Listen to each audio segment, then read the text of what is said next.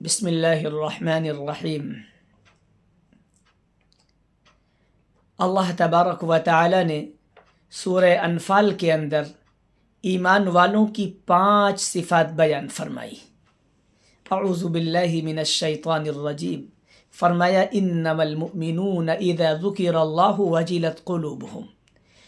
ایمان والے تو وہ ہیں جب ان کے سامنے اللہ تبارک و تعالی کا ذکر کیا جاتا ہے تو ان کے دل ڈر جاتے ہیں۔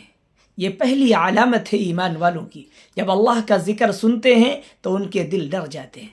فرمایا دوسری علامت ایمان والوں کی یہ ہے وَإِذَا تُلِيَتْ عَلَيْهِمْ آيَاتُهُ زَادَتْهُمْ إِيمَانًا، جب ان کے سامنے قرآن کی آیتیں پڑھی جاتی ہیں تو ان کا ایمان تازہ ہو جاتا ہے، ان کا ایمان بڑھ جاتا ہے۔ جیسے کہ کھیتی میں پانی جب پڑتا ہے تو کھیتی لہلہا جاتی ہے، ایسے ہی ایمان والا جب قرآن کی آیتوں کو سنتا ہے تو اس کا ایمان بڑھ جاتا ہے۔ پھر فرمایا وَإِذَا تُلِيَتْ عَلَيْهِمْ زَادَتْهُ إِيمَانًا وَعَلَىٰ رَبِّهِمْ يَتَوَكَّلُونَ، فرمایا سارے اسباب کے ہونے کے باوجود بھی ایمان والا توکل، اعتماد اور بھروسہ اللہ کی ذات پر کرتا ہے۔ اللہ کے علاوہ کسی دوسری ذات پر ایمان والا بھروسہ نہیں کرتا۔ فرمایا وَعَلَىٰ رَبِّهِمْ يَتَوَكَّلُونَ الَّذِينَ يُقِيمُونَ الصَّلَاةَ، چوتھی علامت ایمان والوں کی بیان کی گئی کہ وہ نماز کو قائم کرتے ہیں۔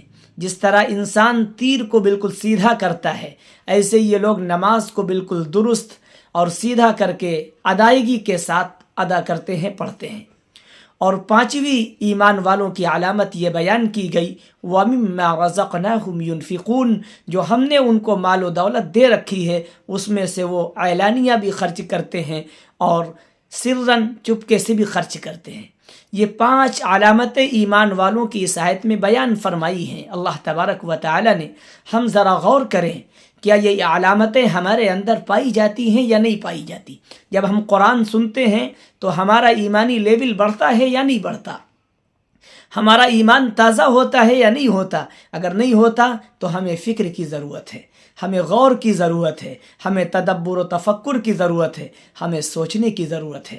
اللہ تبارک و تعالی نے جو ایمان کی 5 علامتیں بیان فرمائی ہیں، اللہ تبارک و تعالی سے دعا کریے کہ اللہ تعالی یہ 5 علامتیں ایمان والوں کی ہمارے اندر بھی اور آپ کے اندر بھی پیدا فرما دیں، اور اگر ہمارے اندر نہیں پیدا ہوئی ہیں تو ہمیں اور آپ کو سب کو پیدا کرنے کی کوشش کرنا ہے، تاکہ اللہ تبارک و تعالی ہم سب کو مؤمنین اور کاملین میں شامل فرما دے۔